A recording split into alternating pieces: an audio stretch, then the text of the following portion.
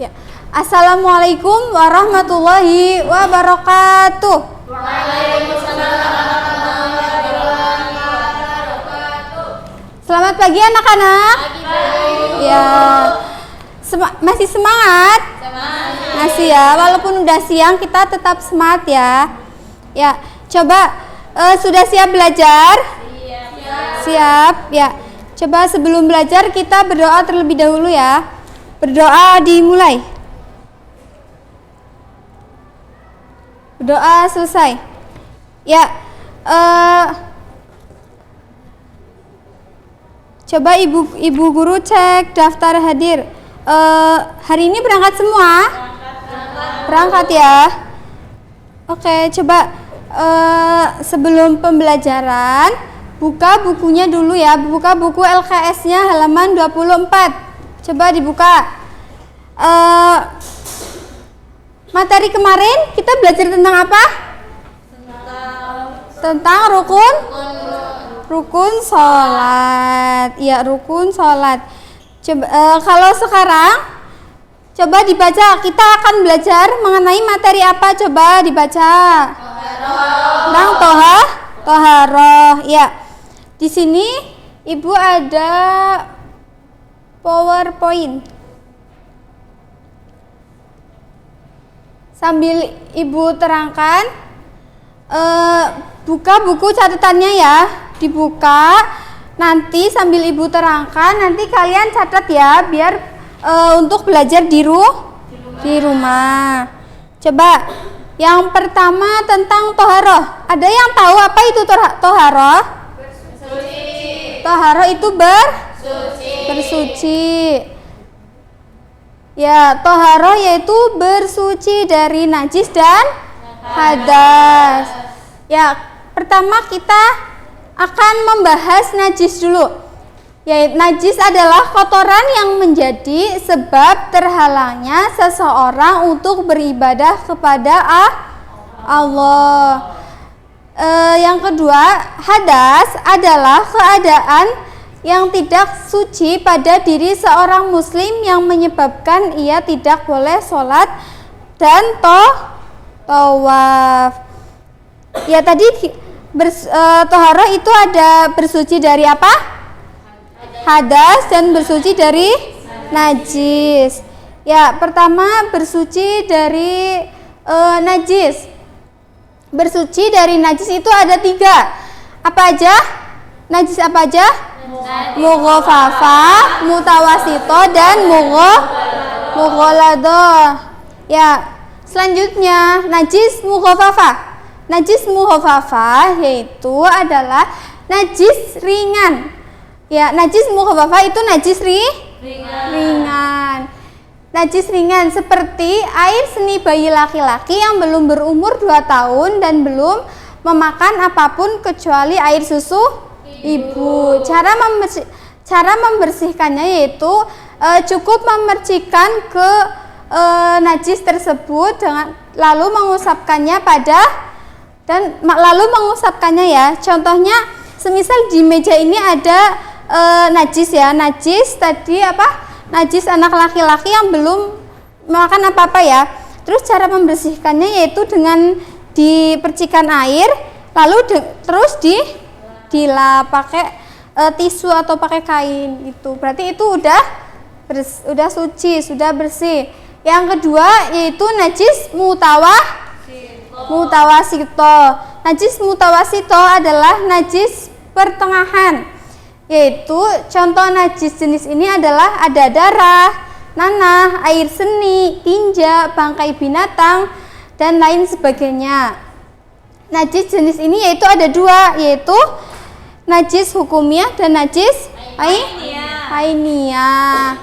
Selanjutnya najis hukumiyah. Najis hukumiyah ada diyakini ada tetapi tidak nyata wujudnya, zatnya dan rasanya. Itu cara mensucikannya adalah cukup dengan mengalirkan air pada benda yang terkena najis. Semisal di sini ada kotoran ya. Semisal di sini ada air kencing kucing. Semisal kalian melihat di sini ada air kencing kucing ya, tapi semisal ditinggal itu udah nggak ada, tapi kalian lihat di sini tadi ada air kencing, ada najisnya, itu berarti cara mensucikannya yaitu cukup dengan mengalirkan air pada najis tersebut. Yang kedua adalah najis ainiyah. Najis ainiyah yaitu najis yang tampak wujudnya, zatnya, dan bisa diketahui melalui bau maupun rasanya.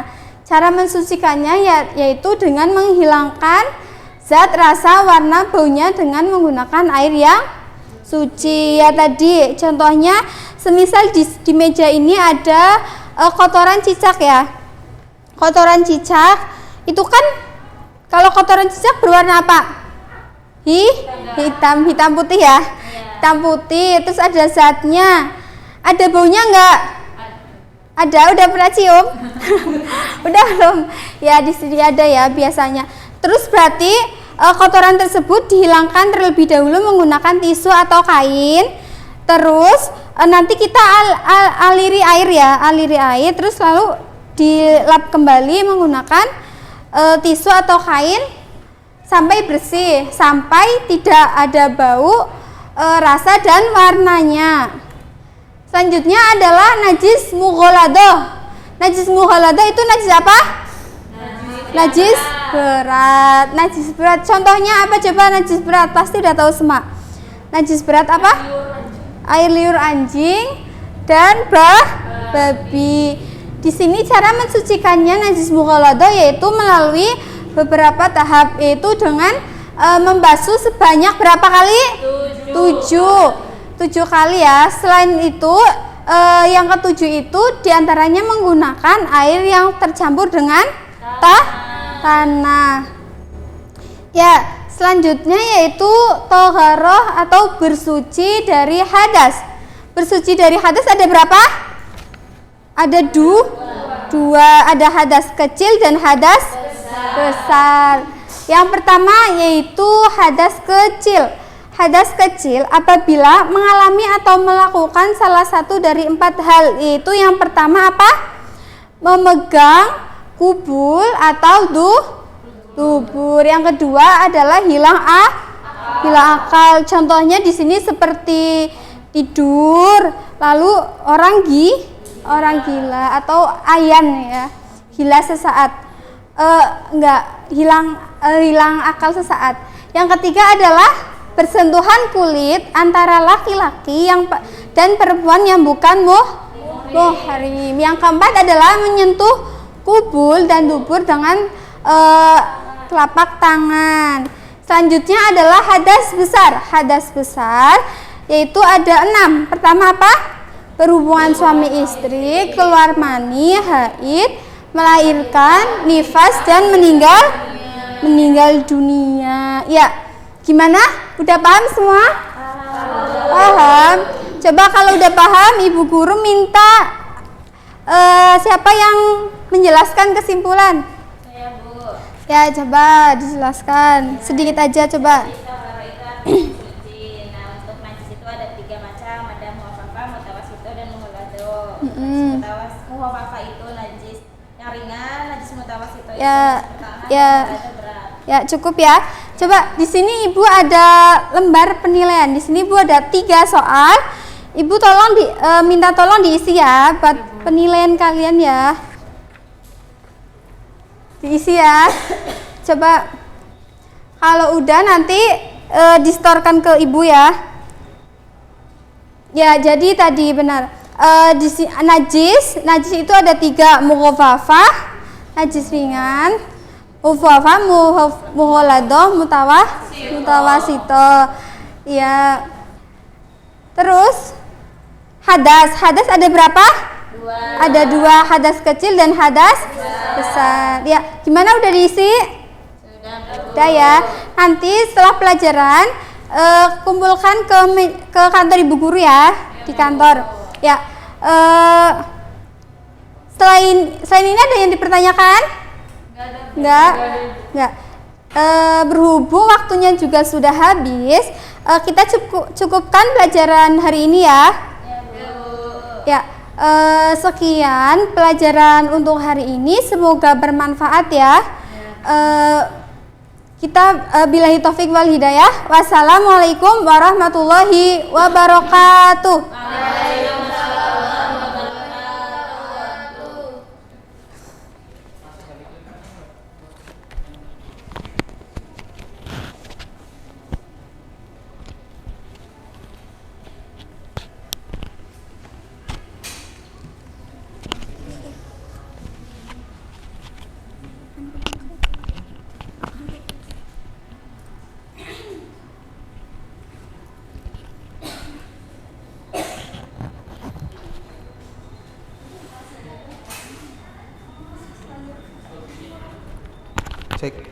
Cek. Nyala.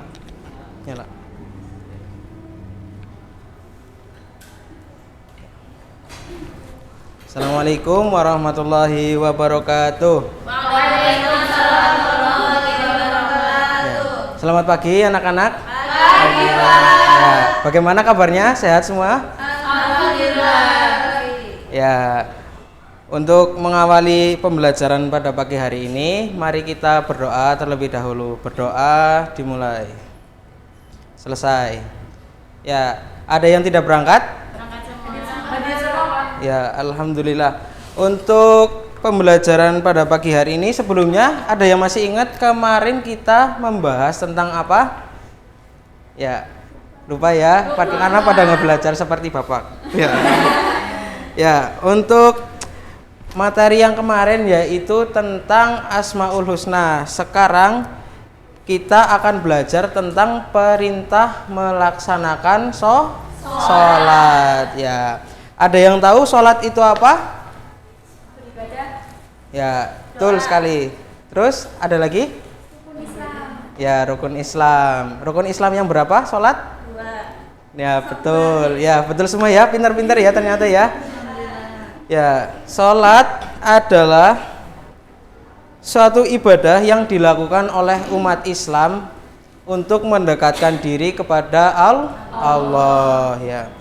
Ada yang tahu sholat itu bagaimana?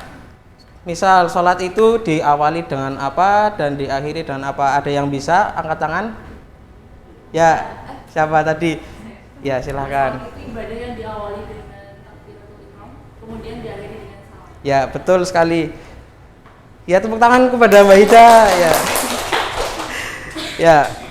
Salat seperti yang tadi dikatakan oleh Mbak Hida, yaitu yang diawali dengan takbiratul ihram dan diakhiri dengan salam. Sebelumnya ada yang tahu nggak siapa sih yang dikasih perintah untuk melaksanakan sholat?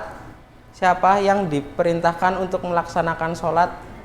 Nah, betul, Nabi Muhammad ya, Sallallahu Alaihi Wasallam. Ya, sholat itu awalnya sebelum diperintahkan sholat, Nabi Muhammad itu dilakukan atau diperintahkan untuk melakukan Isra dan Mi'raj. Ya, Isra sendiri yaitu perjalanan Nabi dari, ya betul sekali, dari Masjidil Haram ke Masjidil Aqsa ya.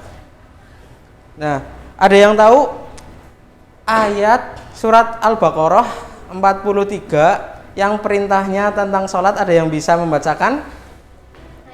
Ya, silahkan Mbak Hevi.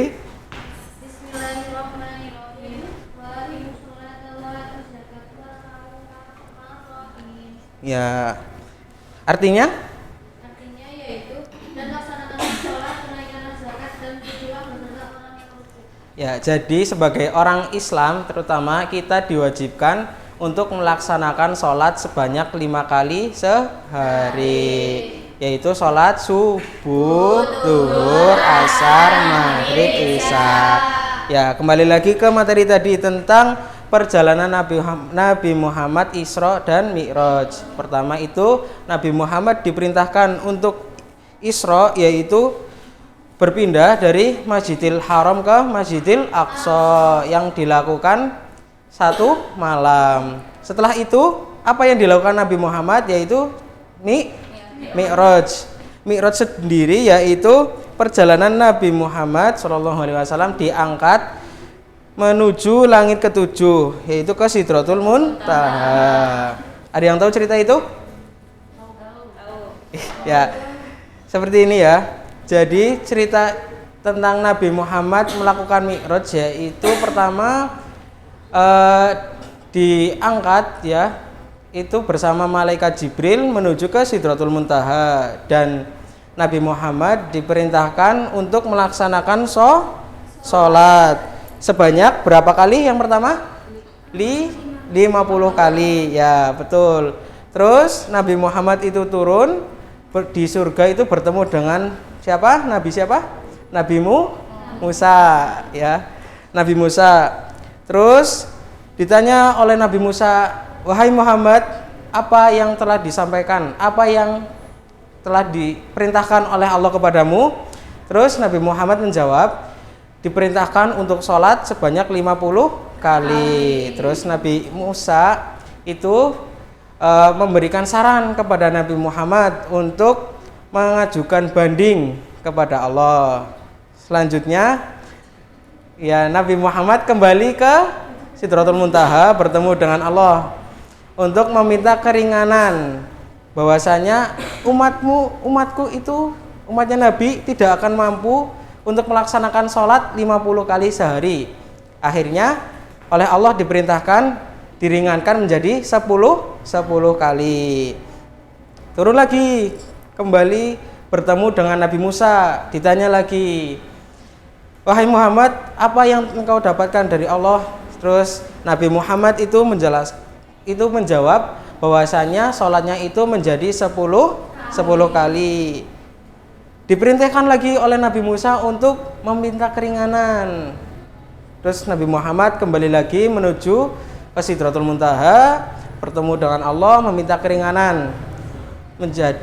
Akhirnya menjadi yang sekarang berapa kali? 5 kali. 5 kali masih berat apa enggak? Ya masih berat ya, masih bolong-bolong ya. Ya, untuk selanjutnya ya mungkin karena sudah diperintahkan oleh Allah untuk sholat sebanyak 5 kali sehari, sebagai seorang muslim kita juga harus melaksanakan sholat tersebut, karena sholat merupakan tiang agama ya. Dan perjalanan Nabi hijrah ke Madinah itu beriringan dengan kaum yang ikut Nabi hijrah ke Madinah, kaum Muhajirin. Terus yang menyambut Nabi Muhammad yaitu kaum Ansor ya. Untuk selanjutnya Bapak akan bertanya kepada salah satu siswa ya, mungkin beberapa. Coba yang bisa angkat tangan. Apa yang dimaksud dengan sholat? Sholat? Ya. Sholat adalah ibadah yang diawali dengan takbiratul ihram, kemudian diakhiri dengan salam. Ya, betul sekali. Terus Mbak Hevi, tadi yang dimaksud dengan kaum Muhajirin itu apa? Kaum Muhajirin adalah kaum yang ikut Nabi Muhammad Berhijrah ke Madinah. Ya, betul sekali. Ya, bisa kalian lihat di buku di LKS. Silakan nanti dipelajari lagi. Besok kita adakan tes ya, terkait materi yang sudah disampaikan oleh Bapak. Ya, mungkin sekian yang Bapak dapat sampaikan. Kurang lebihnya mohon maaf, semoga bermanfaat. Wallahul muwaffiq ila aqwamit thoriq. Wassalamualaikum warahmatullahi wabarakatuh. Waalaikumsalam warahmatullahi wabarakatuh.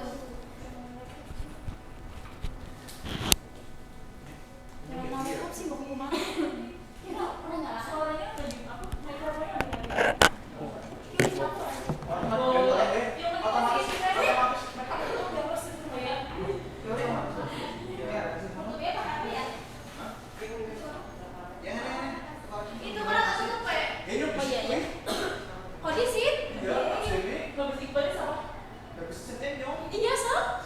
Habis dari sini di. Kiko nggak nyala. Apa bisa lo? Apa? Habis Iqbal.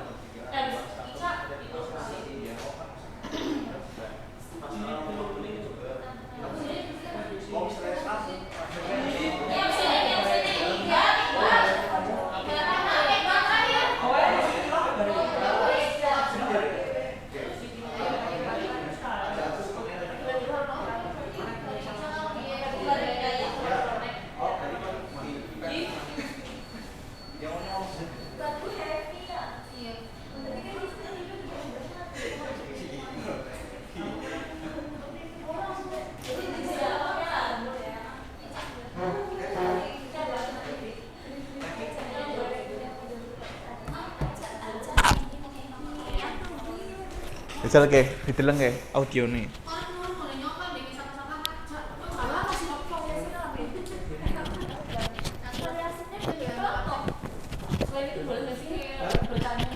Mesti delete. Cek. Septian. Ya paling ngonek dipencet kan Dian. Miki pencet apa ada? Ora, ya wis. Ngodong di transisi Dian. Engko bae engko. Hah? Mau tahu ora? Cek. Mungkin anak lagi kajiannya ada Hei. Engko di sini aja beres aja di sini engko ngerekam. Oke. Oke ora ke. Wis engko pas di transisi SE ya baik engko di transisi maning ya.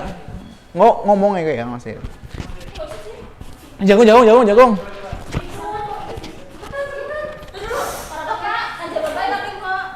Oh siap-siap waktune. Assalamualaikum warahmatullahi wabarakatuh. Waalaikumsalam warahmatullahi wabarakatuh.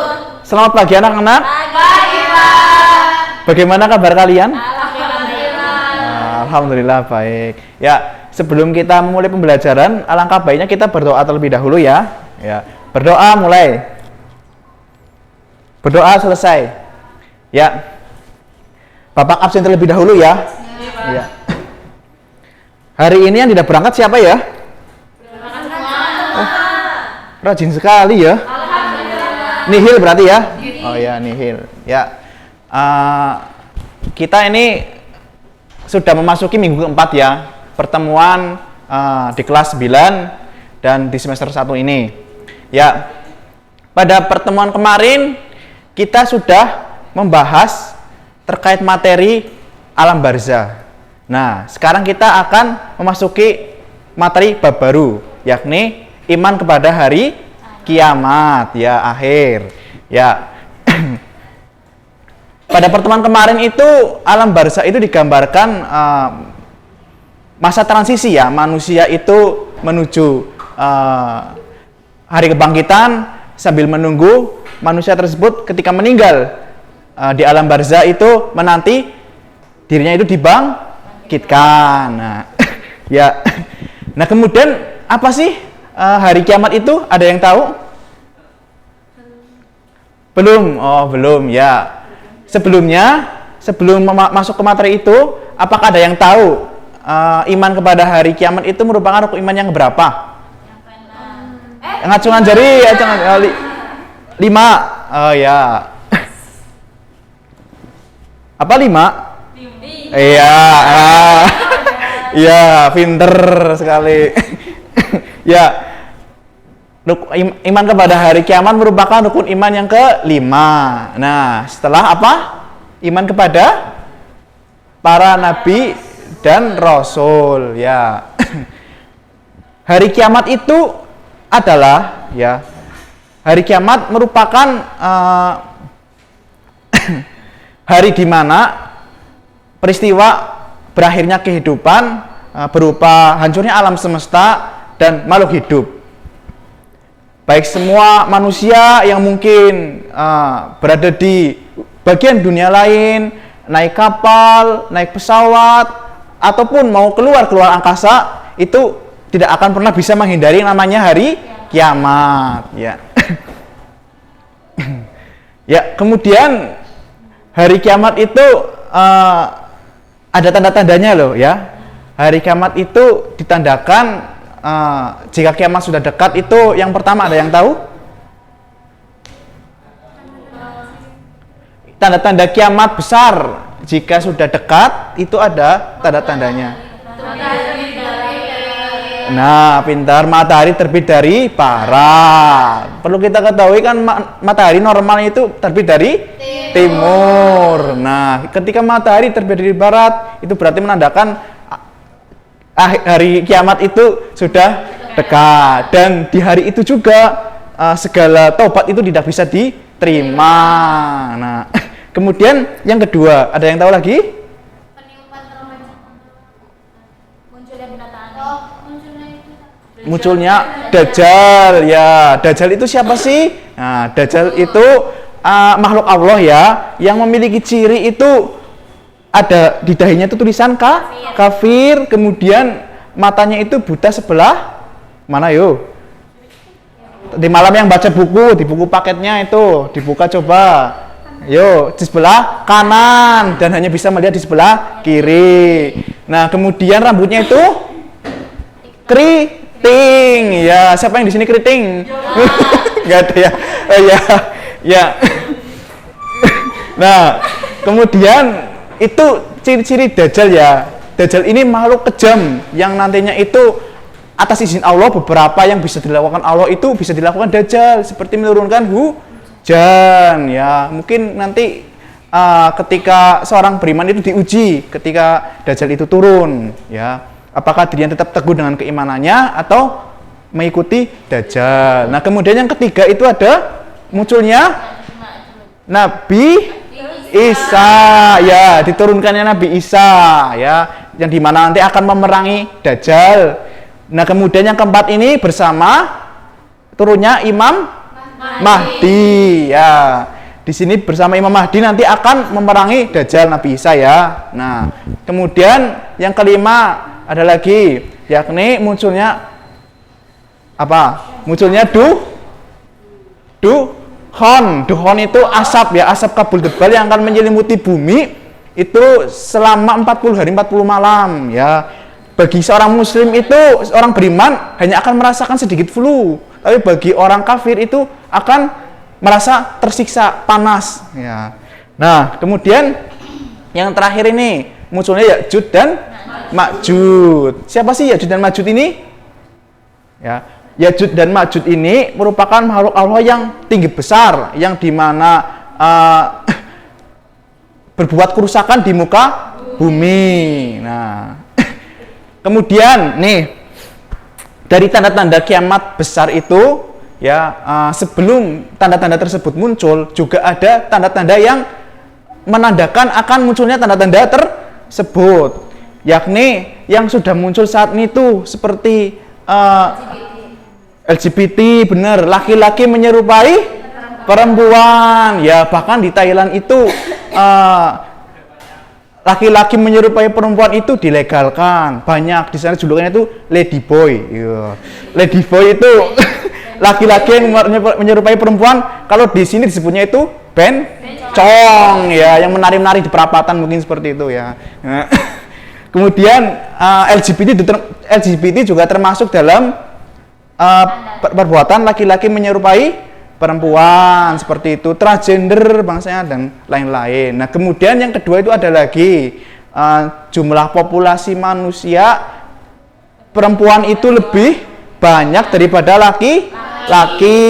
Nah, di sini mungkin secara jurnal ilmiah sensus penduduk dunia itu laki-laki itu memang sebenarnya masih banyak. Tapi dari berbagai negara itu, misalnya di Ukraina itu populasi laki-laki itu sedikit. Bahkan di Indonesia mungkin di kampus tercinta kita, di kampus tercinta, di sekolah kita ini bahkan laki-lakinya itu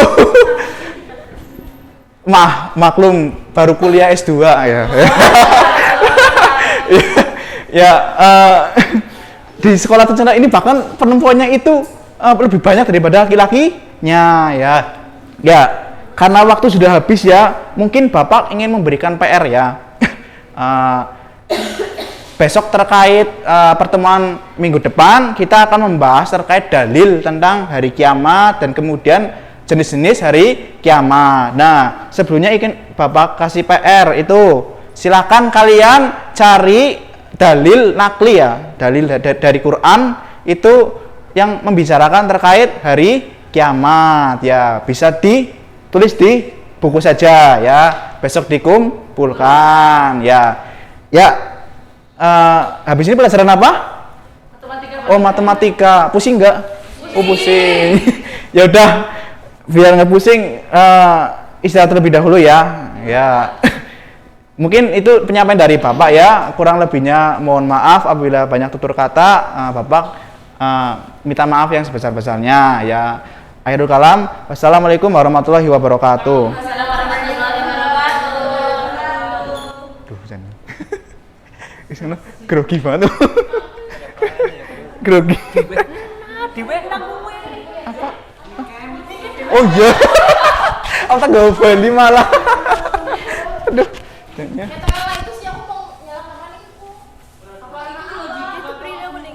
Ya kira aku udah pengen aku punya. Endi kene? Kene dadi ora sih? Ora ana sakit.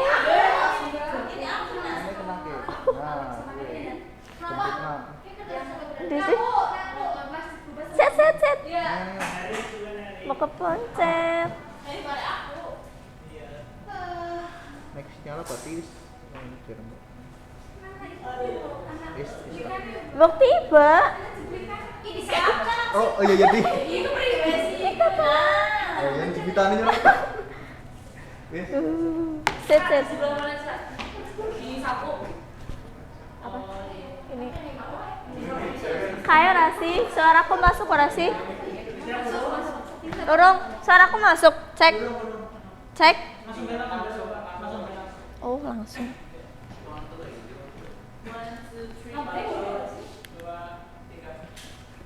Assalamualaikum warahmatullahi wabarakatuh. Waalaikumsalam warahmatullahi wabarakatuh. Gimana kabarnya hari ini anak-anak? Alhamdulillah baik, Ibu. Alhamdulillah. Baik, untuk memulai pembelajaran pada hari ini, kita berdoa bersama. Berdoa dimulai. Berdoa selesai. Nah, apakah hari ini ada yang tidak berangkat? Alhamdulillah. Oh iya, pada hari ini kita akan mempelajari apa ya tadi malam? Apakah ada yang sudah belajar? Iya, tadi malam belajar apa? Sifat wajib para rasul. Baik. Jadi hari ini kita akan mempelajari sifat wajib para rasul. Sebelum itu, Ibu mau menyampaikan tujuan pembelajaran pada hari ini. Yang pertama yaitu peserta didik mampu menjelaskan pengertian iman kepada para rasul. Kemudian yang kedua, peserta didik mampu menyebutkan dan menjelaskan sifat wajib, sifat mustahil, dan sifat jaiz para rasul. Kemudian yang terakhir yaitu para peserta didik mampu menyebutkan nabi-nabi yang diberi gelar ulul asmi. Nah, untuk yang pertama yaitu mengenai sifat wajib bagi Rasul. Kalian bisa membaca materinya terlebih dahulu. Ibu kasih waktu selama 5 menit. Sudah ya, sudah 5 menit. Nah, jadi mengenai pengertian iman kepada para Rasul. Iman itu artinya yaitu percaya, meyakini. Jadi iman kepada para Rasul yaitu kita wajib mempercayai dan meyakini bahwa para Rasul itu diutus oleh Allah untuk menyampaikan wahyu dan untuk disampaikan kepada para umatnya agar para umatnya itu mendapatkan jalan yang lurus, petunjuk jalan yang lurus. Nah, Ibu bawa ini ada media untuk menambah pemahaman kalian. Yang pertama ada sifat wajib bagi Rasul, kemudian sifat mustahil bagi Rasul, dan yang terakhir ada sifat jaiz bagi Rasul. Yang pertama, kalian bisa baca ya. Sifat wajib bagi Rasul itu yang pertama ada sidik, artinya jujur. Kemudian ada amanah, yaitu dapat dipercaya. Yang ketiga, tabligh, artinya menyampaikan. Kemudian yang keempat ada fatonah, yaitu cerdas. Kemudian sifat mustahil bagi Rasul ada kasib, ya artinya bohong. Kemudian khianat, tidak dapat dipercaya. Kemudian ada kitman, yaitu menyembunyikan. Dan terakhir ada balada, yaitu bodoh. Kemudian yang wajib kita ketahui, selain ada sifat wajib bagi Rasul, sifat mustahil bagi Rasul, juga ada sifat jaiz bagi Rasul. Apa sih sifat jaiz bagi Rasul? Ada yang tahu? Oh, jadi sifat jaiz bagi Rasul itu sifat yang juga dimiliki oleh manusia pada umumnya. manusia pada umumnya kan merasakan haus, lapar, lelah. Nah, sekarang ibu mau membagi kalian menjadi 5 kelompok. Berarti satu kelompok ada 2 orang. Kalian diskusi mengenai Rasul yang mendapat julukan Ulul Azmi. Di buku kan sudah ada itu. Nah, kalian silahkan didiskusikan dengan teman sekelompoknya. Ibu kasih waktu 5 menit.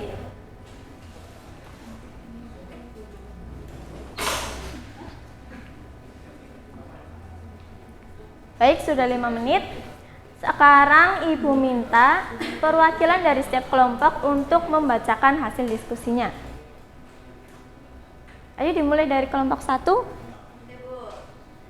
Untuk Rasul yang Ulul Azmi dan mukjizatnya, yaitu yang pertama ada Nabi Nuh alaihissalam. Itu diberi mukjizat oleh Allah, dapat membuat perahu yang sangat besar. Ya. Terus memuat semua umatnya yang beriman kepada Allah Subhanahu wa taala dan semua jenis hewan yang hidup pada zaman tersebut. Sepasang. Ya, bagus. Kemudian kelompok 2? Ya.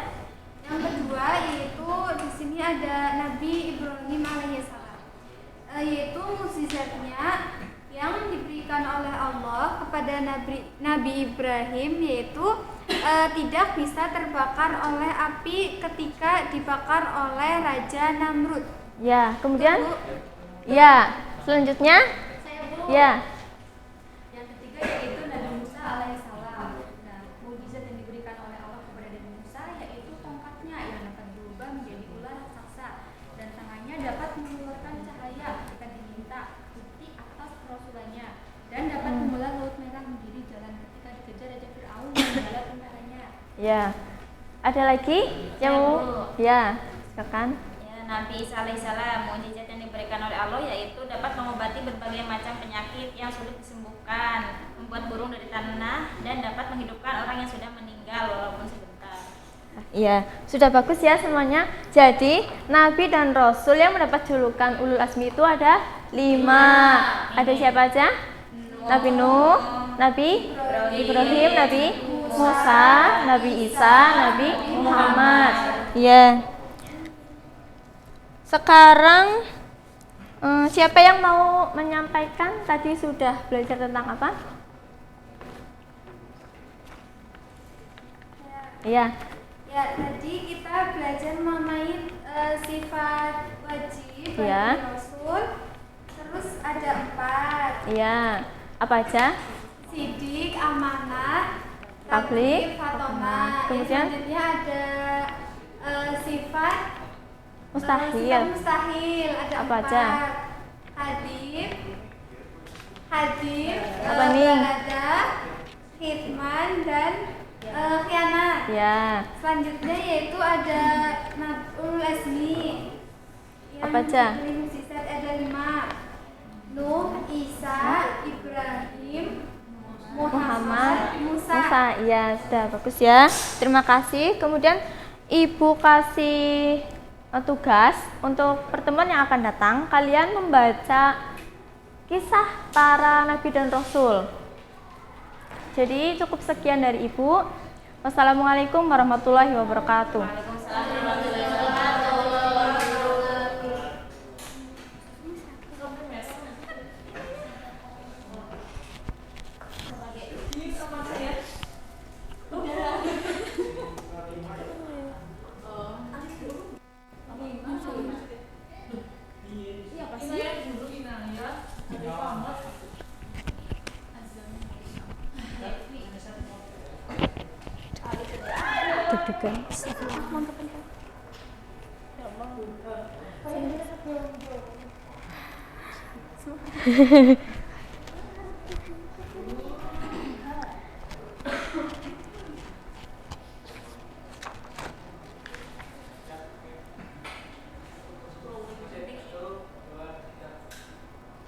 Assalamualaikum warahmatullahi wabarakatuh. Waalaikumsalam warahmatullahi wabarakatuh. Selamat pagi anak-anak. Pagi Bu. Apa kabar kalian hari ini? Alhamdulillah. Alhamdulillah ya. Sebelum kita mulai pembelajaran pada pagi hari ini, alangkah baiknya kita berdoa bersama-sama. Berdoa dimulai. Berdoa selesai. Nah, kemudian di sini Ibu akan mengabsen terlebih dahulu ya. Septian? Ya. Iqbal? Alif? Anissa? Rama? Rama hadir? Oh ya. Kita doakan ya, semoga Rama cepat sembuh.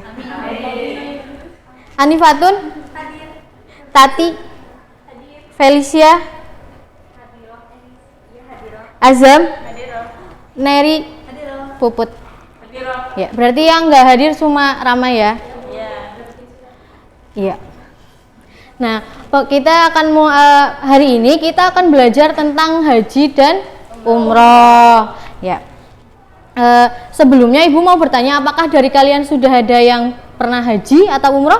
Belum. Ya. Mungkin orang tua kalian sudah pernah? Alhamdulillah ya. Semoga kita cepat menyusul ya, diberi rezeki. Iya. Apa sih haji? Ada yang tahu? Ya. Haji itu sengaja mengunjungi Ka'bah dengan syarat waktu dan ketentuan yang tertentu. Kemudian untuk umroh yaitu mengunjungi Ka'bah dengan niat beribadah kepada Allah. Apa sih bedanya dari haji dan umroh? Ada yang tahu? Kalau haji ada tawaf, umroh nggak ada. Ya, perbedaan yang pertama yaitu untuk waktu ya. Jadi untuk haji itu hanya dilakukan dalam satu kali dalam setahun. Nah, untuk umroh sendiri kita bisa melakukannya berkali-kali dalam setahun. Hukum haji itu wajib bagi yang mampu. Jadi kalau misalkan ada orang yang mampu haji tapi beliau tidak melaksanakan haji, hukumnya berdosa karena kan wajib ya. Nah, untuk umroh sendiri itu hukumnya sunnah muakkad atau ibadah yang dianjurkan. Nah, apa saja sih syarat orang-orang yang ingin melaksanakan haji? Islam, mampu, berakal, balik ya, dilaksanakan tepat waktu. Kemudian untuk perempuan yang akan melaksanakan ibadah haji maupun umroh itu harus dengan mahram atau orang yang diwakilkan untuk menemani, gitu ya. Untuk cara pelaksanaan haji itu ada 3. Yang pertama haji ifrad, haji tamatu, dan haji qiron. Ya. Nah, haji ifrad sendiri itu cara pelaksanaannya melaksanakan haji terlebih dahulu, kemudian melaksanakan umroh. Kemudian untuk haji tamatu itu umroh terlebih dahulu baru haji. Kemudian untuk qiron itu haji dan umroh dilaksanakan secara bersama-sama ya. Cara pelaksanaan umroh yang pertama yaitu ihram dengan niat dari mikot. Yang kedua ihram dengan pakaian tanpa jahit, yang baju ihram yang putih itu ya. Yang ketiga yaitu tawaf, yang keempat sa'i, yang kelima yaitu tahallul. Ada yang bisa menyimpulkan materi kita pada pagi hari ini? Ya, kita mengulas lagi ya. Jadi apa itu haji? Sengaja mengunjungi ya Ka'bah ya. Haji itu sengaja mengunjungi Ka'bah dengan syarat dan waktu yang sudah ditentukan. Kemudian untuk umroh sendiri itu bisa diartikan berziarah. Kemudian untuk hukumnya haji wajib. Nah, terus kalau umroh hukumnya sunnah muakkad ya. Terus apakah orang yang masih umur 3 tahun boleh haji? Boleh, tapi nanti harus berulang. Iya, karena kan yang 3 tahun belum termasuk balik.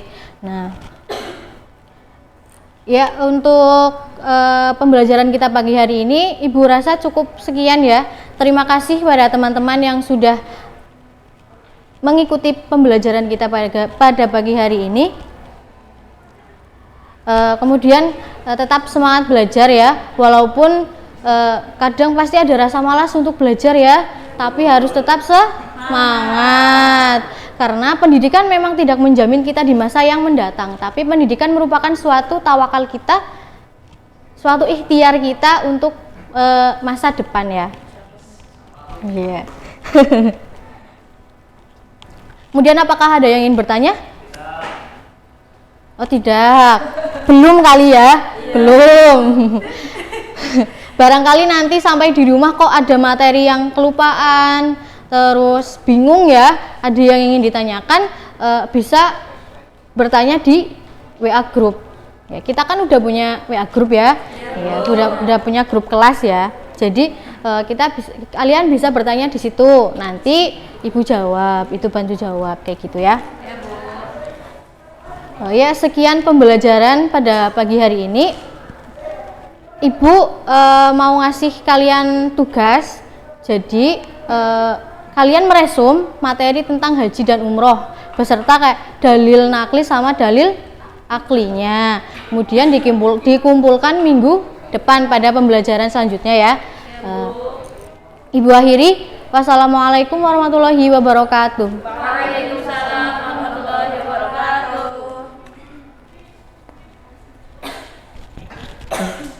Puput ya? Kayak alif ya?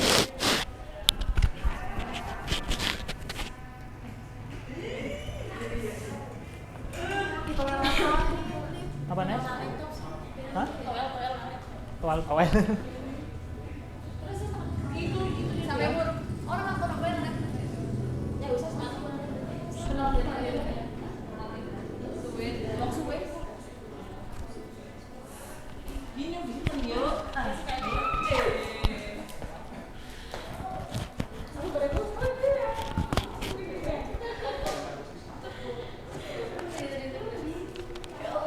Aduh, ini deg-degan bro.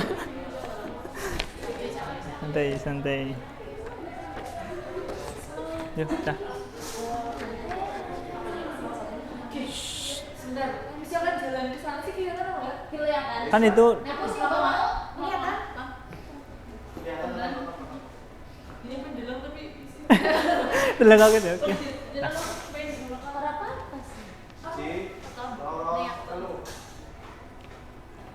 Assalamualaikum warahmatullahi wabarakatuh. Waalaikumsalam warahmatullahi wabarakatuh. Kurang kompak ya, satu kali lagi. Assalamualaikum warahmatullahi wabarakatuh. Waalaikumsalam warahmatullahi wabarakatuh. Alhamdulillahirabbil alamin. Selamat pagi anak-anak semuanya. Pagi, Pak. Kalau Bapak bilang selamat pagi, jawabnya pagi, semangat pagi. Kayak gitu ya. Ya. Semangat pagi anak-anak. Pagi, semangat pagi. Ya, tepuk tangan dulu. Ya. Untuk mengawali pembelajaran pada pagi hari ini, marilah kita berdoa menurut keyakinan dan kepercayaan masing-masing. Berdoa dimulai. Berdoa selesai. Ya. Ya, sebelum masuk ke materi, Bapak mau tanya dulu pada teman-teman semuanya. Ya, materi minggu depan masih ada yang ingat tentang nun sukun atau tanwin? Minggu kemarin. Ya. Ingat kembali ya untuk mereview materi minggu kemarin. Yang nun sukun atau tanwin itu ada berapa hukumnya? 5. Apa aja?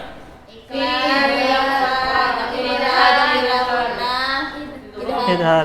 Ya, betul sekali. Selanjutnya Bapak akan menjelaskan tentang mim sukun. Nah, ada yang tahu mim sukun? Hukum mim sukun ada berapa? 3. Apa aja?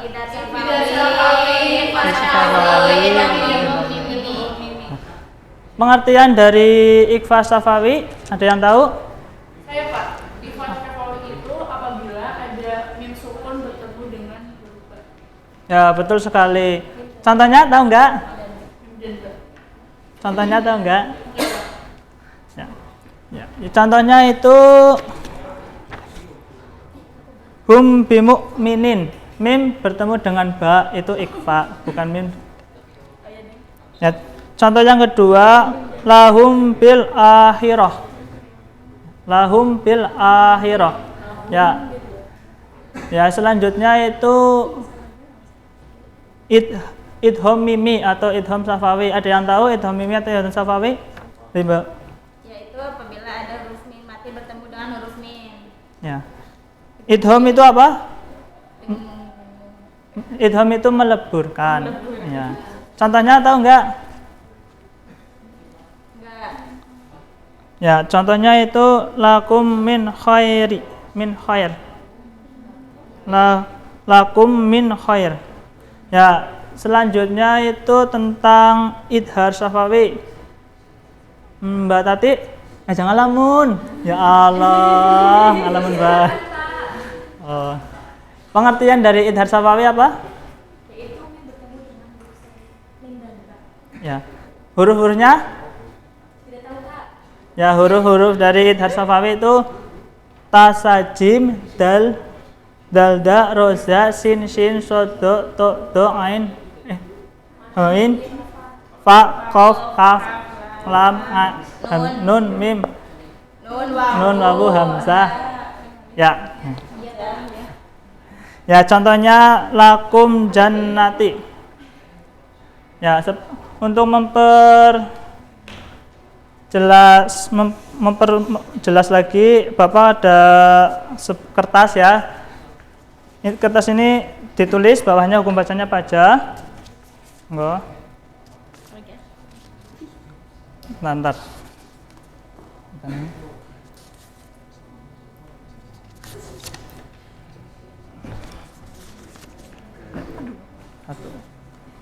Ya, kertas ini itu ditulis bawahnya ya, semisal ya ini 1. Angfusakum dalikum. Kan mim bertemu dengan da, itu hukum bacanya apa? Terus bawahnya ditulis apabila ada mim mati atau sukun bertemu dengan da. Ini gitu. Ya udah ditulis langsung dikumpulkan. Ya di garis bawah juga nggak apa-apa.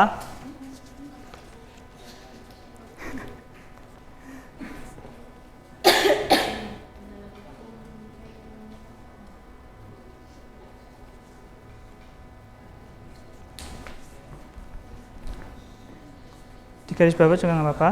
Garis bawah udah? Udah.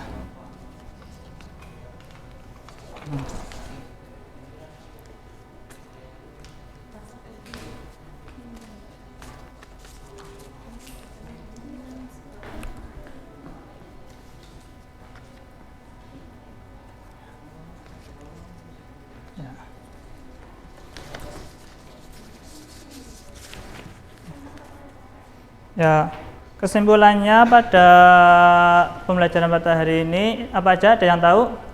Kesimpulan dari materi hari ini? Hukum mim mati. Hukum baca mim mati ada berapa? 3. Yang pertama idham ikhfa safawi, idham mimi. Nah, pengertian dari ikhfa safawi ada yang tahu lagi? Nah, yang kedua idhar safawi selain mim dan ba. Dan selanjutnya idham mimi menurut dengan mim. Ya, Bapak mengasih tugas ya, mencari hukum baca mim sukun atau tanwin, besok dikumpulkan. Minimal 3 setiap hukum mim, hukum bacaan mim minimal 3 ya.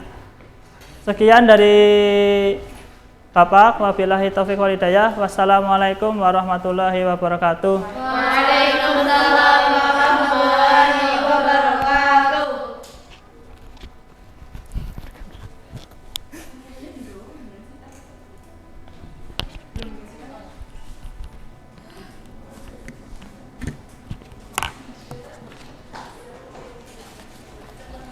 Ini sih bisa dipakai apa enggak? Aku di sana Lin deh. Model. Nanti aku bagi 2 puasa wajib sebutin 2 aja nggak apa-apa. 2 aja. Ini terus mana?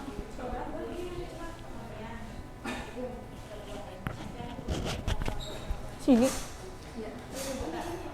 Terus ininya? Aneh banget.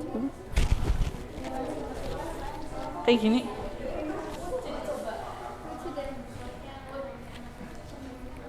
Itu tuh. Ini biarin aja. Masukin kemana? Ini mikrofonnya. Oh. Jadi takut mati aja.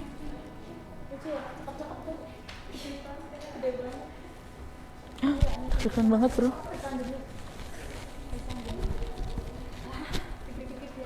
Sit. Cantilnya nggak apa-apa mbak? Sit. Ih, kepencet apa? Kayak gini. Apa ya? Iya. Kayak gini. Aneh banget. Salah tuh. Kodisit. Dah. 3, 2, 1. Bismillahirrahmanirrahim. Assalamualaikum warahmatullahi wabarakatuh. Waalaikumsalam warahmatullahi wabarakatuh. Baik, untuk memulai kegiatan pembelajaran pada siang hari ini, mari kita bersama-sama membaca basmalah. Bismillahirrahmanirrahim. Apa kabarnya anak-anak? Baik. Alhamdulillah ya, baik ya. Ada yang nggak berangkat? Oke, berangkat semua.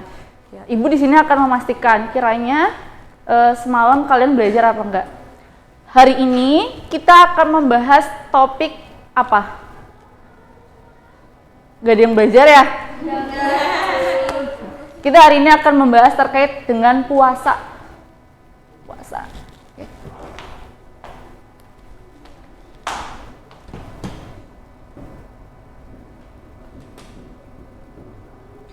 Puasa. Nah, puasa ini artinya apa sih?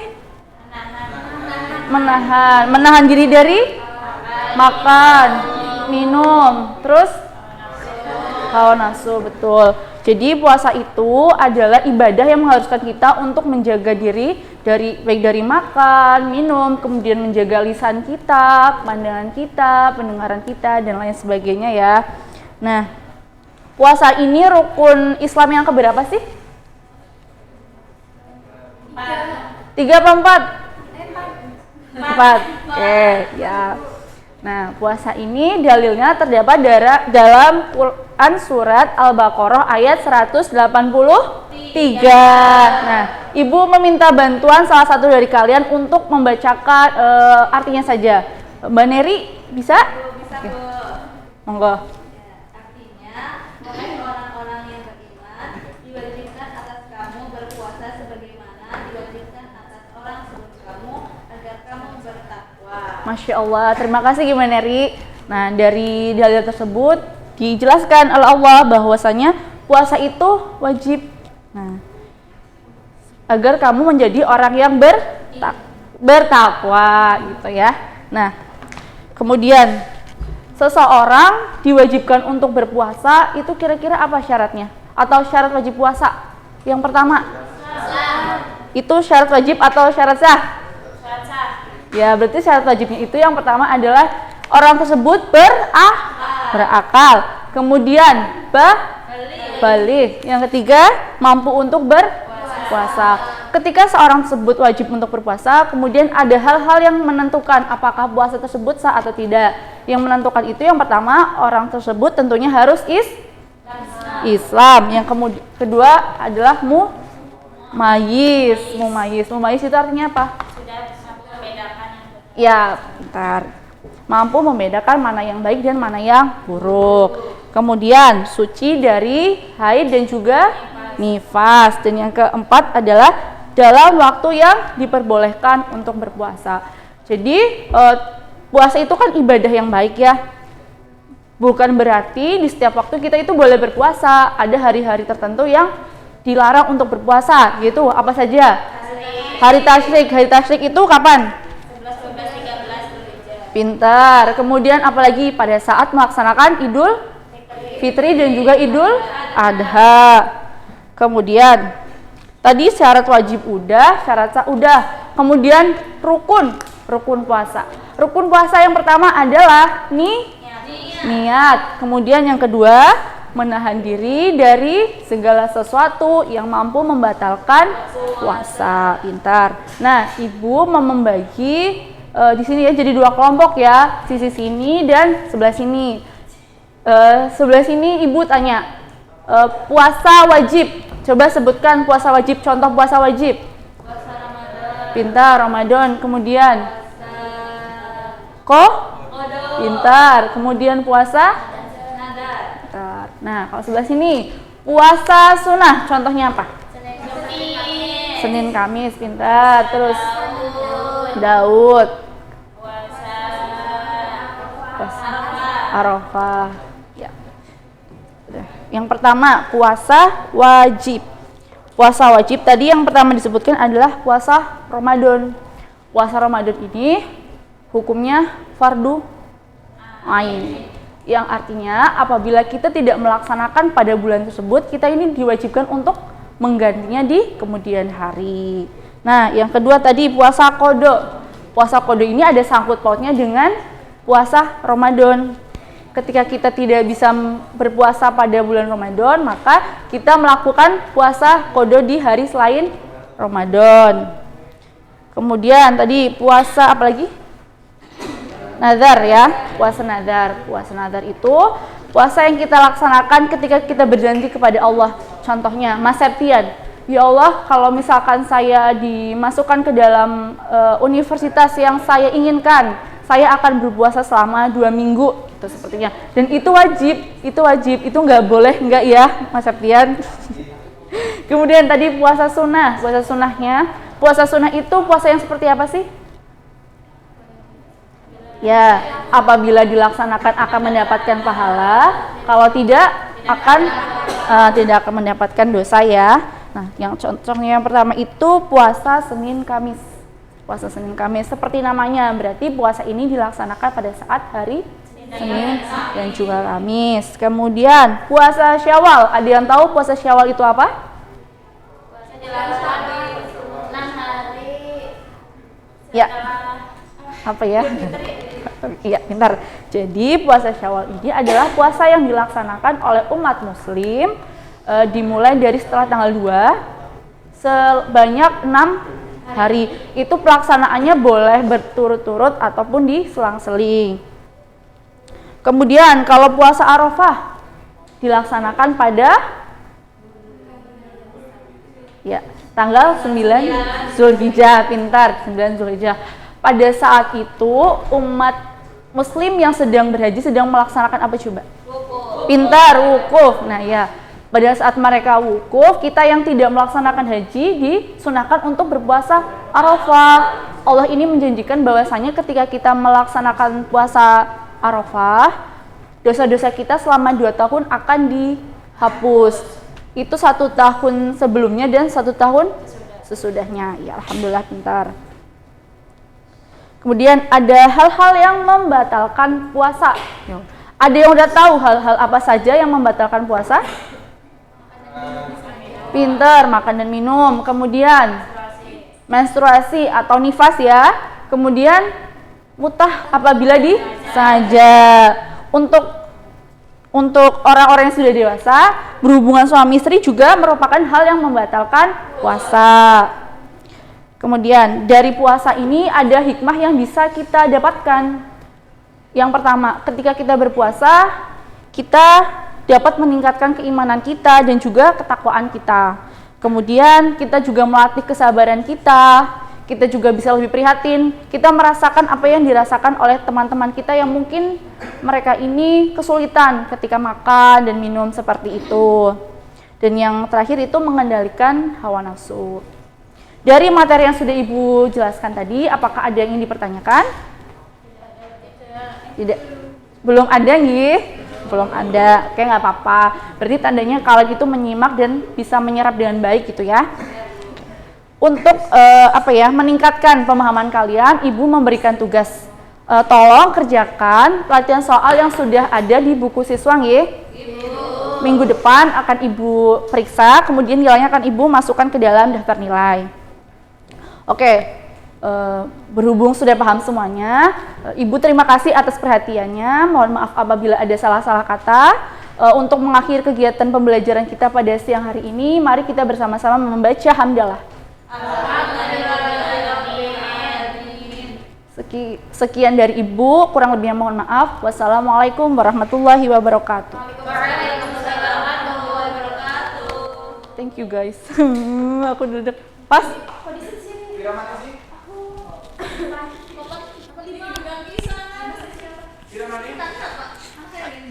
Masih 4 tapi ya? 1, 2. Yang 4. Aku mau ini. Ya iki kok orang buruk priwe sih? Ayo kan tutup piwe. Duduk. Cepet. Bisa pakai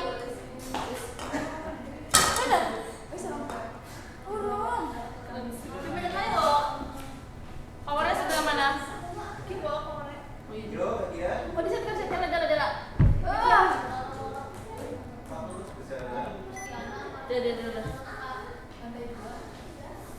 Action. Kondisi deh. Action. Kita tapi kadang. Kondisi. Gue nih. Pasang nasi. Pasang nasi tolong. Pasang aku mana? Aku udah mau kepencet. Makanya ya, aku dulu ya. Aku di mall. Bisa? Iya, kamu kan harus pakai.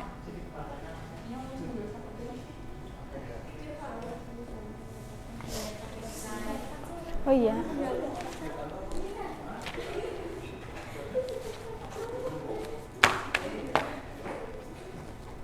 Gini, Bismillahirrahmanirrahim ya Allah.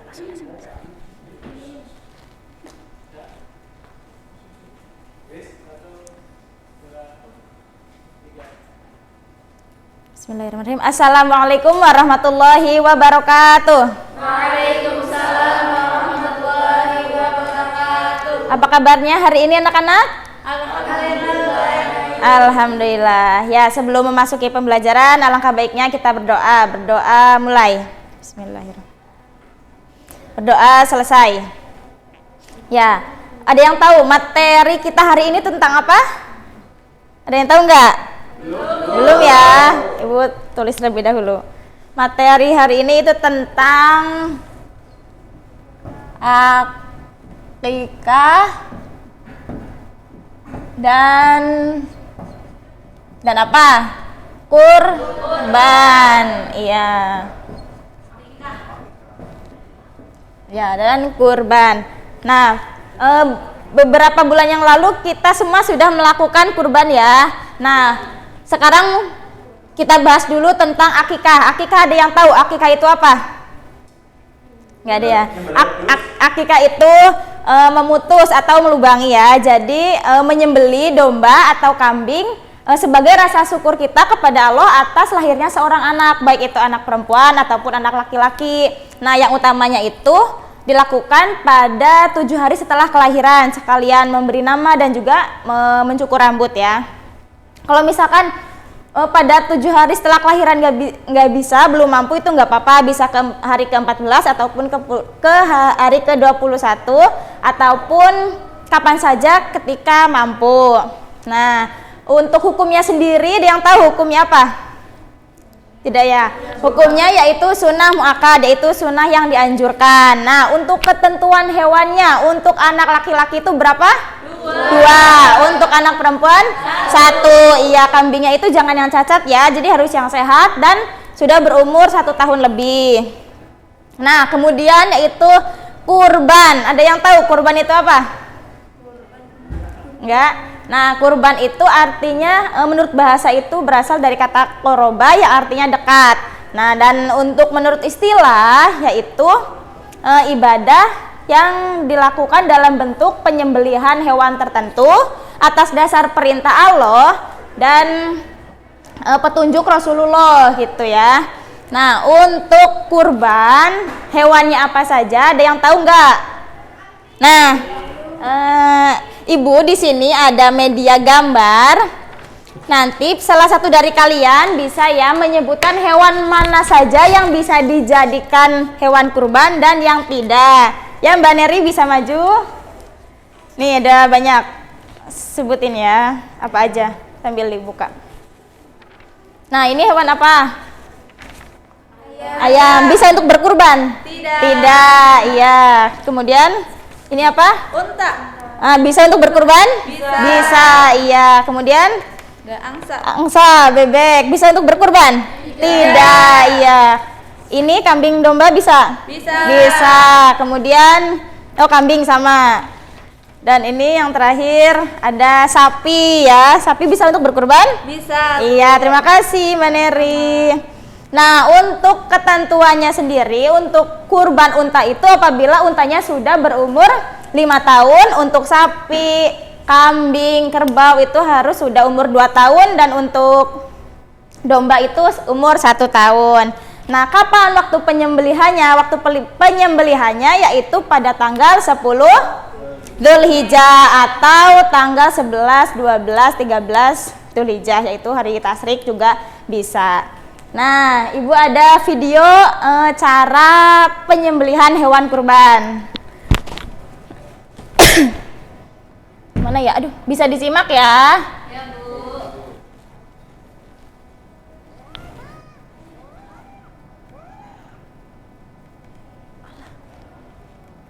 Ya kedengeran ya?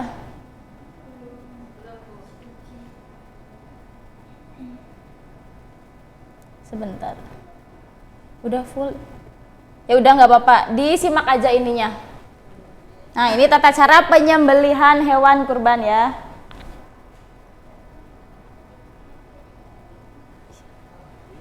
Iya, kambing. Kambing kan juga termasuk.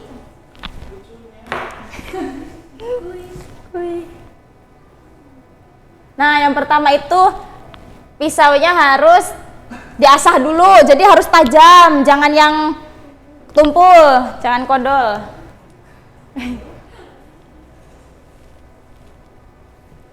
Lama ya?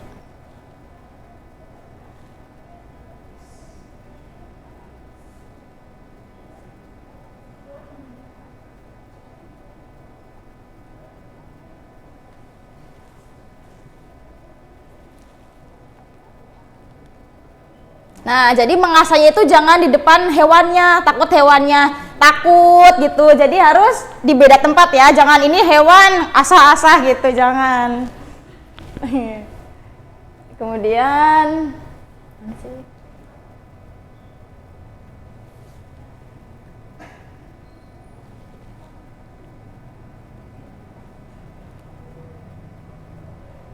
nah, hewan kurbannya itu dibaringkan menghadap ke kiblat. Jadi tidurnya apa sih? Yang kiri, yang di bawah. Nah, lambung ya. Nah, membaringkan hewan kurban. Menginjak kaki. Jadi sambil di apa sih? Tenet gitulah ya. Nah, jangan lupa membaca bismillah agar pemotongannya sah, dagingnya juga bisa untuk dimakan, halal untuk dimakan. Kemudian membaca takbir dan menyebutkan nama pengurban. Iya.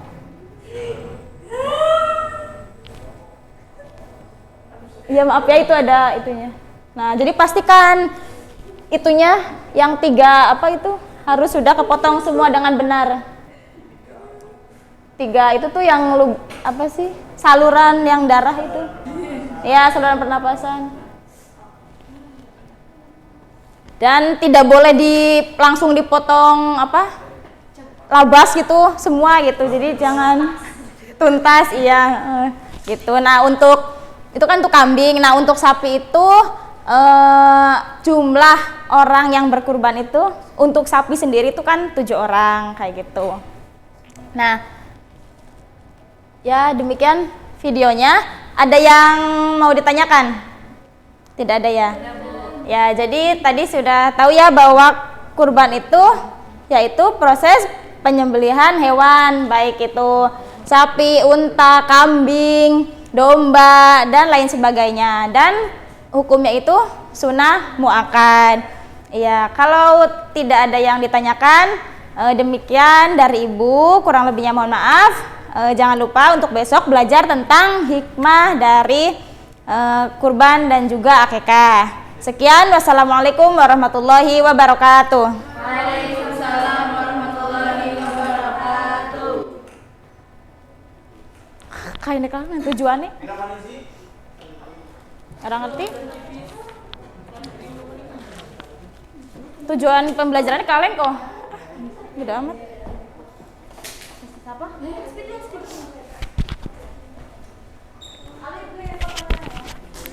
Astagfirullahaladzim. Ini sih. Bahasa apa ya?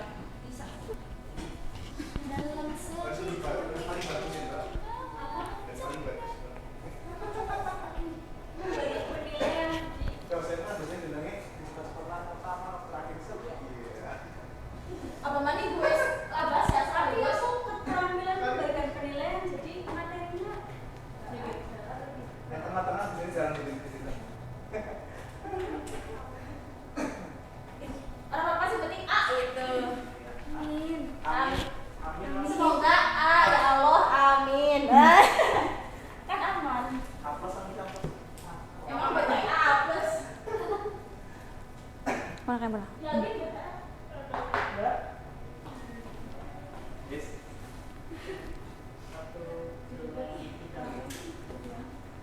Assalamualaikum warahmatullahi wabarakatuh. Waalaikumsalam warahmatullahi wabarakatuh. Sebelum memulai pembelajaran, mari kita berdoa terlebih dahulu ya. Berdoa mulai. Berdoa selesai. Apa kabarnya hari ini anak-anak? Sebelumnya, Ibu absen dulu ya. Apakah ada yang tidak hadir hari ini? Ada yang tidak hadir? Hadir semua, alhamdulillah. Pertahankan ya. Posisi duduknya tolong dirapikan dulu. Ya, dah. Ada yang udah tahu sekarang kita belajar tentang apa hari ini? Makanan Ya, ya benar.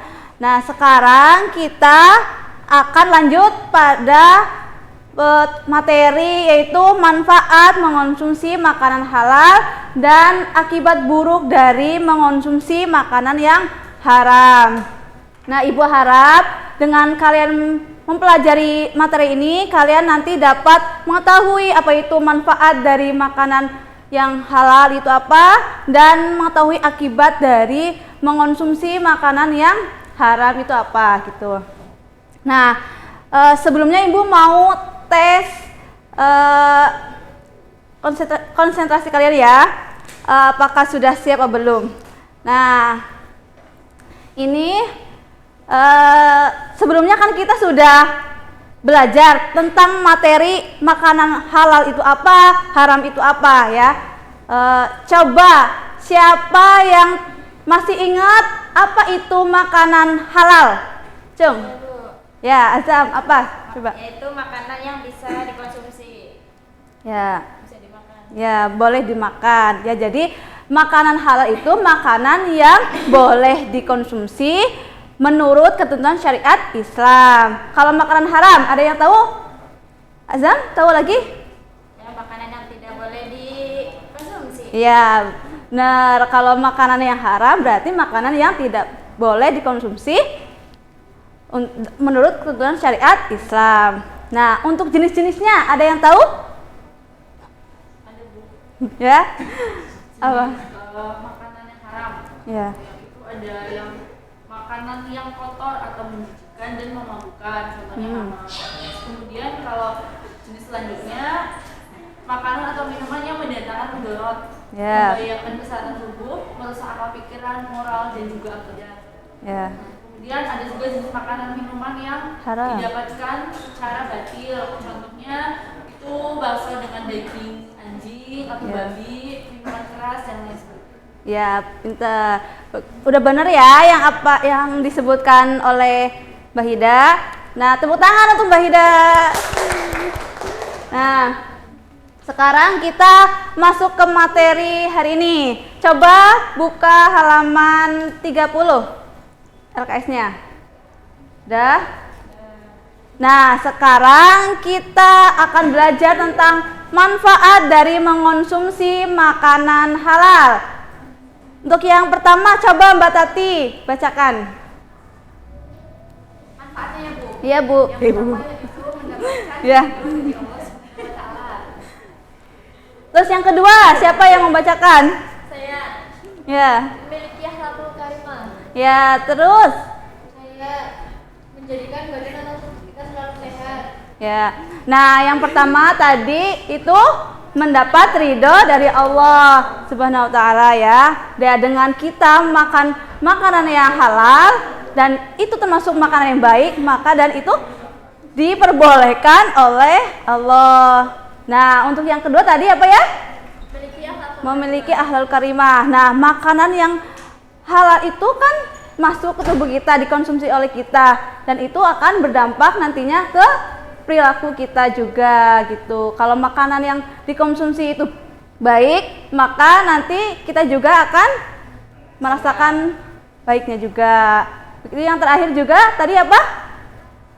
Menjelaskan badan atau tubuh, menjadikan badan atau tubuh kita selalu sehat. Nah, iya, dengan kita mengonsumsi makanan yang halal, baik, nah itu dapat menyehatkan tubuh kita.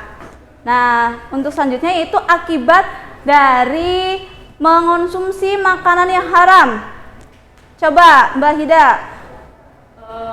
Kalau kita mengonsumsi makanan yang haram itu, amal ibadahnya tidak akan diterima oleh Allah. Kemudian bisa merusak jiwa, kemudian dapat mengganggu kesehatan tubuh. Ya. Nah, itu yang akibat buruk dari mengonsumsi atau makan makanan yang haram ya, yaitu tadi merusak jiwa. Misal kalau kita minum khamar, kan itu mabuk, jadi tidak sadar. Nah, itu nanti merusak pikiran kita ya. Terus yang kedua tadi apa ya Mbak Hida? Dapat merusak jiwa. Yang ini, yang satu lagi ya. Dapat mengganggu kesehatan tubuh. Ya, dapat mengganggu kesehatan tubuh. Yaitu kalau kita makan makanan yang haram, maka nanti juga akan berdampak pada tubuh kita. Gitu. Mungkin itu saja yang Ibu sampaikan. Ada yang ditanyakan? Ya, Alif, silakan. Berarti kalau kita mau tetap sehat harus makan makanan yang baik dan halal ya Bu? Ya, kalau kita tetap mau sehat, maka kita harus mengonsumsi makanan yang baik dan tentunya halal gitu. Nah, ini Ibu ada gambar. Coba perhatikan gambar ini. Yang di belakang kelihatan apa tidak? Kelihatan. Nah, siapa yang mau coba menjelaskan gambar ini? Yuk. Aku ngambil tepi dong. Ada yang mau? Saya Bu. Iya, sini.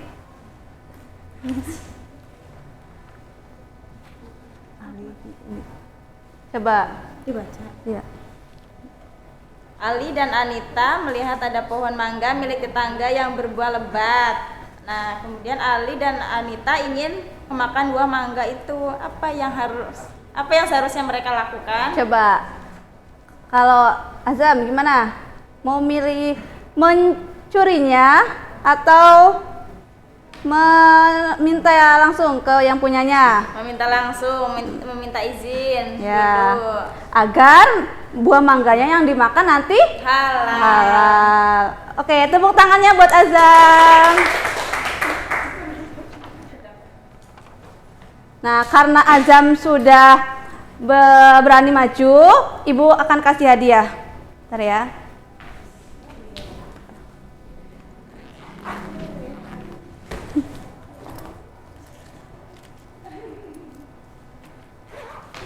Ini hadiah bintang.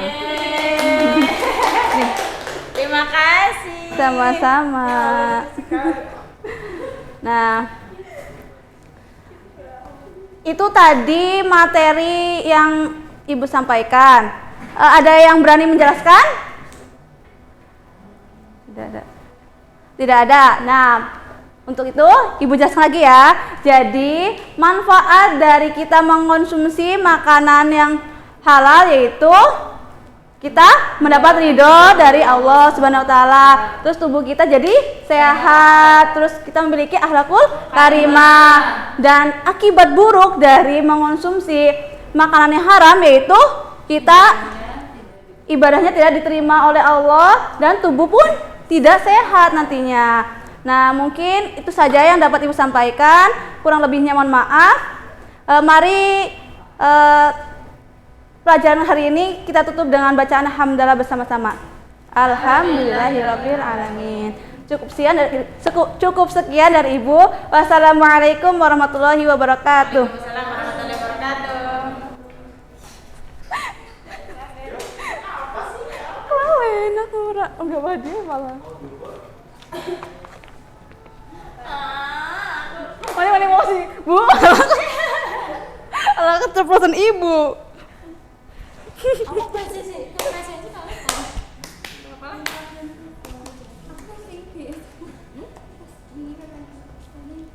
Mau kepencet tuh.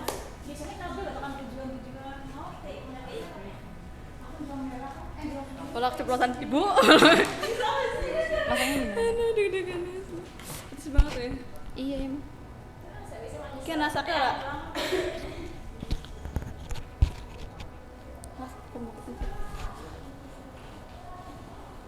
Ih, gimana? Nah, nembong napak bae kan? Kan.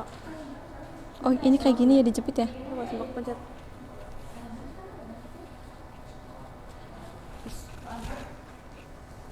Oh, keluarin ulang.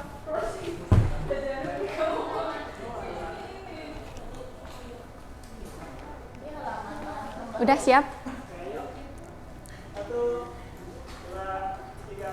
Ya, bismillahirrahmanirrahim. Assalamualaikum warahmatullahi wabarakatuh. Waalaikumsalam warahmatullahi wabarakatuh. Baik, sebelum kita memulai pelajaran pada hari ini, mari kita bersama-sama berdoa dalam hati. Berdoa mulai. Ya, berdoa selesai. Sebelum pembelajaran dimulai, Ibu akan membagikan kertas gambar yang sudah diisi dengan keterangan. Aku sini.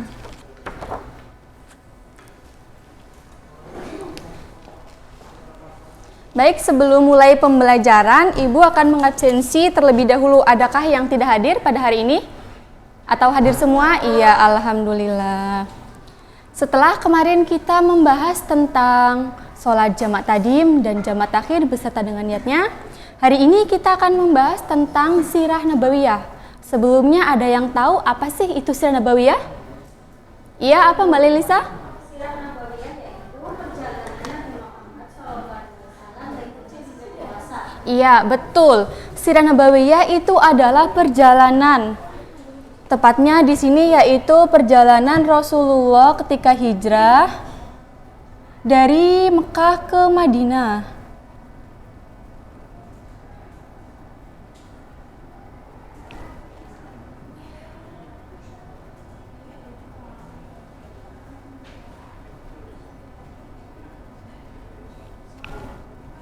Rasulullah sendiri merupakan putra dari Abdullah dan Aminah. Nah, Rasulullah dibesarkan sejak kecil hingga dewasa di kota Mekah beserta dengan paman, rekan, dan juga sahabatnya. Ketika Rasulullah sudah menginjak umur 53 tahun, Rasulullah diberi mandat atau diberi perintah oleh Allah Subhanahu wa taala untuk melakukan dakwah, yaitu tujuannya menyebarkan ajaran agama Islam. Namun, dakwah Rasulullah ini tidak berjalan dengan mulus. Karena apa? Masyarakat dari kelompok kaum Quraisy khususnya tidak ingin menerima dan tidak ingin masuk ke dalam agama Islam, juga tidak ingin menyebarluaskan ajaran agama Islam. Dan lebih parahnya, masyarakat kaum kafir Quraisy ini secara terang-terangan itu mengadakan makar untuk membunuh Rasulullah. Maka dari itu, Allah Subhanahu wa taala memerintahkan Rasulullah untuk hijrah ke Madinah atau nama lainnya yaitu Yastrib. Nah, dalam perjalanan hijrahnya ini sebelum hijrah awalnya ada 6 orang Yastrib yang sedang melaksanakan ziarah di kota Mekah. Nah, Rasulullah ini mengungkapkan niat baiknya itu ingin mengajak mereka untuk masuk ke dalam Islam. Alhamdulillah ajakan Rasulullah diterima dengan baik oleh orang Yastrib. Orang Yastrib ini berjumlah 6 orang. Sekaligus mengadakan perjanjian. Nah, perjanjian ini dinamakan dengan perjanjian Aqabah 1. Ya, Aqabah. Nah, dalam perjanjian ini terdiri dari 4 macam. Yang pertama yaitu tidak akan menyekutukan Allah, tidak akan berzina, tidak akan membunuh anak dari muslimin, baik itu laki-laki maupun perempuan. Dan yang terakhir yaitu tidak akan mendurhakai atau tidak akan mengkhianati Rasulullah SAW. Nah, selanjutnya pada tahun 622 Masehi, masyarakat Yastrib ini datang kembali ke Rasulullah dengan tujuan ingin mengadakan perjanjian Aqabah, sekaligus terdapat 75 orang dari kaum Yastrib yang berkeinginan baik ingin mengajak Rasulullah hijrah ke Madinah beserta dengan ingin memeluk ajaran agama Islam. Namun, rencana baik kaum Yastrib ini didengar oleh sekelompok dari kaum kafir Quraisy. Otomatis dari kaum kafir Quraisy ini tidak ingin Rasulullah hijrah ke Madinah. Alasannya apa? Yaitu karena Rasulullah dilarang kaum Quraisy untuk menyebarkan ajaran agama Islam. Namun karena atas berkat rahmat Allah yang Maha Kuasa dan dengan ketabahan serta percaya diri Rasulullah akhirnya melaksanakan hijrah bersama dengan Abu Bakar. Pada malam hari sebelum Rasulullah hijrah, Rasulullah memerintahkan Ali bin Abi Thalib untuk tidur di tempat tidurnya. Nah, tujuannya apa? Yaitu untuk menggantikan Rasulullah dan memanipulasi kaum kafir Quraisy agar tidak mengetahui kepergian dari Rasulullah ketika hijrah bersama dengan Abu Bakar As-Siddiq. Selanjutnya, Rasulullah bersama Abu Bakar As-Siddiq ini pergi ke selatan menuju ke arah Gua Sur. Di sanalah Rasulullah menginap selama 3 hari 3 malam dan sambil memakan pembekalan yang dibawakan oleh putri dari Abu Bakar As-Siddiq yang bernama Asma. Dengan penuh perjuangan dan hati-hati karena atas kejaran kaum kafir Quraisy, Rasulullah akhirnya tiba di Masjid Quba. Di sanalah Rasulullah pertama kali mendirikan masjid dalam sejarah Islam dan sekaligus menunaikan sholat bersama dengan para sahabatnya. Selanjutnya dalam perjalanannya setelah dirasa aman, Rasulullah itu melanjutkan perjalanannya menuju ke Madinah. Sesampainya di Madinah, Rasulullah sangat disambut dengan baik oleh masyarakat Madinah, khususnya yaitu orang-orang Yastrib. Nah, setelah sampai di Madinah, Rasulullah langsung mengambil tindakan cepat. Apa itu? Yaitu membuat program kerja. Di antaranya yaitu mendirikan masjid, mengkaji ilmu, lalu mempersaudarakan antara kaum muhajirin dan kaum ansor. Jadi seluruh aktivitas di kota Madinah itu dipusatkan dalam masjid. Selain sebagai tempat beribadah, juga digunakan sebagai tempat pusat pemerintahan. Alhamdulillah materi sudah tersampaikan dengan baik. Sekarang untuk melatih kepemahaman dan kefokusan kalian, Ibu akan mengadakan kuis. Nah, barang siapa yang lebih cepat menjawab, nanti kalian akan mendapatkan nilai plus tambahan dari keaktifan. Untuk pertanyaan yang pertama, yaitu siapakah yang menggantikan tempat tidur Rasulullah SAW sewaktu Rasulullah sebelum hijrah ke Madinah? Ada yang tahu? Iya, Mbak Anifatun? Iya, Ali bin Abi Thalib. Mbak Anifatun benar. Untuk pertanyaan yang kedua, yaitu masjid apakah yang pertama kali didirikan oleh Rasulullah pada saat hijrah ke Madinah? Iya, Mbak Neri. Iya, Masjid Quba, betul. Selanjutnya, Ibu ingin kalian membentuk kelompok diskusi yang terdiri dari 2 kelompok. Yang pertama kelompok 1 sebelah kanan dan kelompok kiri berarti kelompok 2. Ibu sudah menyiapkan kertas kecil beserta dengan pertanyaan. Tugas kalian menjawab dan berdiskusi dengan teman sebangkunya. 2 orang tuh. Nanti setelah selesai, perwakilan dari kalian bisa membacakan pertanyaan beserta dengan jawabannya. Ya, waktu sudah selesai. Silahkan bisa dimulai dari kelompok 1 untuk mengemukakan hasil kerjasamanya.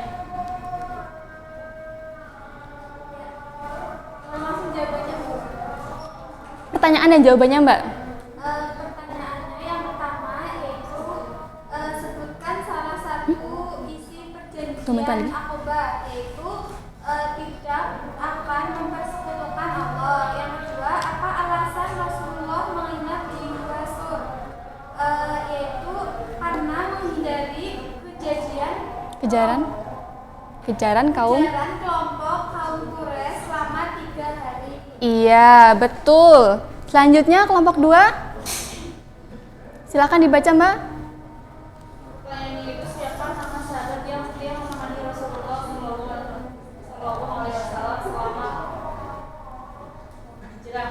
Jawabannya itu Abu Bakar As-Siddiq. Iya, betul. Kemudian pada tahun 622 Masehi, orang Yasir datang kepada Rasulullah dengan maksud baik ingin memeluk agama Islam. Iya. Orang Yasir pada tahun 622 Masehi yang ingin memeluk Islam. Jawabannya itu 75. Ya, tepat sekali. Alhamdulillah, materi pembelajaran pada hari ini sudah kita laksanakan dengan baik. Nah, untuk kesan pesan moral sekaligus kesimpulan, jadi kita sebagai manusia jangan putus asa, walaupun kita lelah kita bisa istirahat sejenak, tapi selebihnya kita berjuang lagi. Seperti yang bisa diteladani oleh kita dalam Sirah Nabawiyah, perjalanan Rasulullah menuju ke Madinah atau Mekah. Nah, kita juga harus percaya bahwasanya Allah Subhanahu wa taala itu tidak akan memberikan ujian di luar kemampuan umatnya, seperti tercantum dalam surat Al-Baqarah ayat berapa, ada yang tahu? Tidak ada, yaitu dalam surat Al-Baqarah ayat 286. Jangan lupa kerjakan tugas halaman 130 di modul. Berhubung waktu sudah habis, Ibu akhiri, wabillahi taufiq wal hidayah. Wassalamualaikum warahmatullahi wabarakatuh.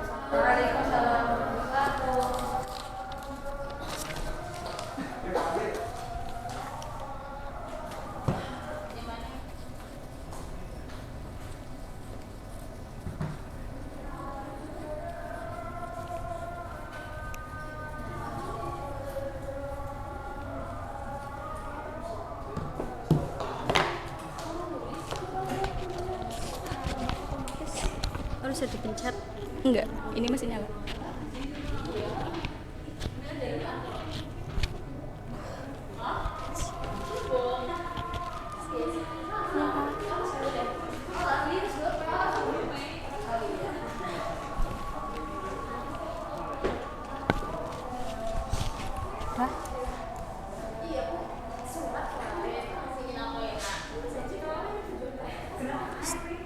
Sudah siap?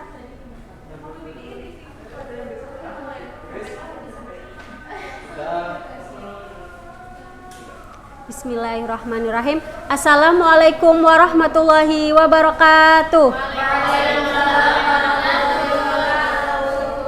Baik, sebelum memulai pembelajaran pada siang hari ini, mari kita buka dengan bacaan basmalah bersama-sama. Bismillahirrahmanirrahim. Gimana kabarnya? Masih semangat? Udah siap mau ulangan? Jadi kita ulangan materi tentang hukum nun sukun dan tanwin seperti yang sebelumnya udah dijelaskan. Untuk kehadiran berangkat semua? Berangkat ya, siap ya? Nah, sebelum ulangan, nanti kan ulangannya tertulis. Ini untuk pemanasan. Jadi ibu mau tanya secara lisan 1 soal doang. Dan ini akan dimasukkan poin. Jadi nanti kalau pas ulangannya kalian nilainya kurang, tidak mencapai KKM, nilai ini bisa buat membantu. Oke, siap ya? Jadi ini urut Neri dulu ya pertanyaannya. Apabila nun sukun atau tanwin bertemu dengan huruf lam, maka hukumnya langsung jawab. Ya. Terus yang kedua, azam. Apabila nun sukun atau tanwin bertemu dengan huruf ba, maka hukumnya oke. Terus yang ketiga, anifatun. Idhom pada hukum nun mati dan tanwin terbagi dua, yaitu idhom ada dua. Oke, selanjutnya anisa. Kata rasulun amin dihukumi bacaan. Oke. Terus yang selanjutnya inayah. Kata fasbaru jamilun dihukumi ihfa karena ya. Terus yang keenam, tati, yang merupakan hukum nun mati dan tanwin adalah apa aja? Sebutkan. Ada ifa, ibom, ibunah, dan ibom bila guna serta ifa dan ifa. Oke, selanjutnya hidayah. Cara membaca iklab adalah mengganti ya. Nanti ini ibu masukkan nilainya buat membantu ulangan yang akan dikerjakan. Nah, ulangannya itu tertulis ada 15 soal. 10 pertanyaan tanya jawab nilainya 5 dan 5 soal isai nilainya 10. Paham? Nah, ini ibu beri waktu 1 jam untuk mengerjakannya.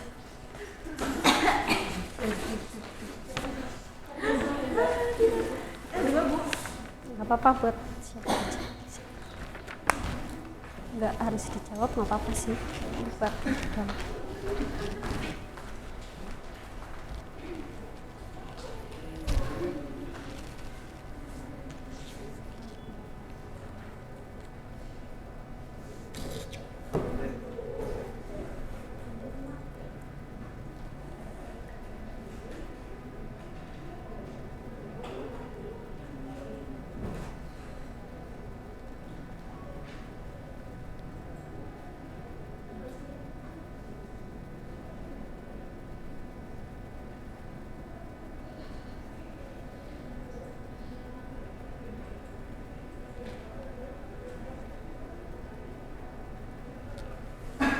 Cukup ya, waktunya sudah habis.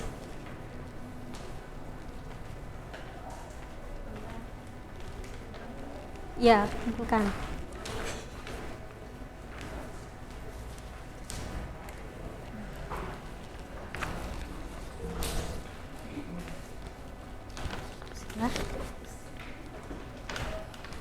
Nah.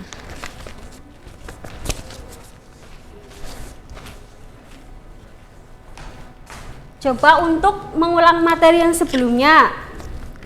Hukum baca nun sukun atau tanwin bertemu huruf hijaiyah ada berapa? Ada 5. Apa aja?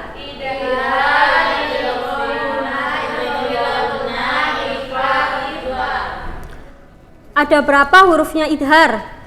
Apa saja? Hurufnya idhom bila hunah. Hurufnya ikhfa. Apa aja coba?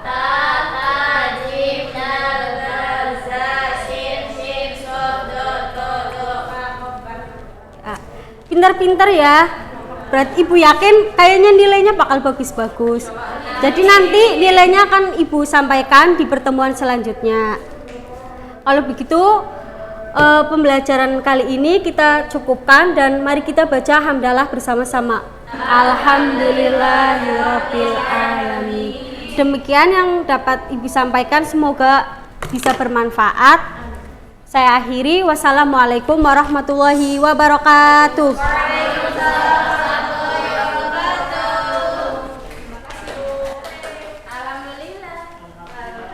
Masya Allah, benar-benar cepat terakhir.